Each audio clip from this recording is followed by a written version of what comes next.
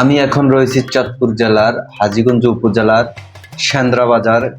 পবিত্র ঈদুল আজহা উপলক্ষে কোরবানির হাট বসেছে।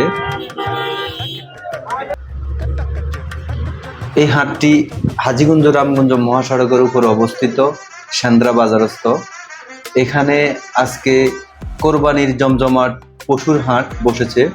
আপনারা দেখতে পাচ্ছেন সেখানে পর্যাপ্ত পরিমাণ ক্রেতা এবং বিক্রেতা রয়েছে।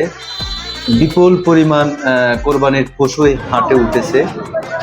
হাটটি বুধবার এবং শনিবার বসে থাকে। এটি হচ্ছে চাঁদপুর জেলার অন্তর্গত সেন্দ্রা বাজারস্থ হাজীগঞ্জ রামগঞ্জ মহাসড়কের উপরেই এই হাটটি বসে থাকে। চলছে জমজমাট কোরবানির পশুর হাট। ক্রয় বিক্রয় হচ্ছে কোরবানির পশু।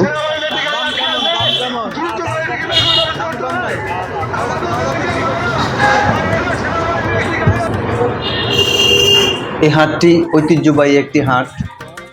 প্রতি বছরের ন্যায় এবারও কোরবানির পশু উঠেছে হাটে। জমজমাটভাবে চলছে কোরবানির পশু ক্রয় বিক্রয়। আপনারা দেখতে পাচ্ছেন অনেক বিশাল আকারের এই হাটের এরিয়াটা। হাটটা দৈর্ঘ্য অনেক বড়।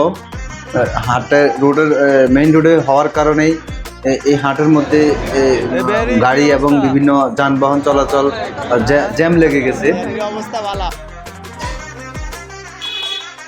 এটি হচ্ছে হাটের আশেপাশের প্রকৃতির দৃশ্য।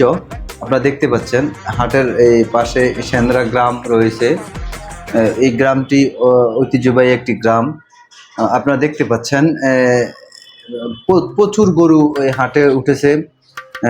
অনুমান করা হচ্ছে যে 1000 গরুর মতো কোরবানির পশু এই হাটে আনা হয়েছে এবং কোরবানির পশু রয়েছে। আপনারা দেখতে পাচ্ছেন অনেক সুন্দর সুন্দর মানের দেশীয় ষাঁড়।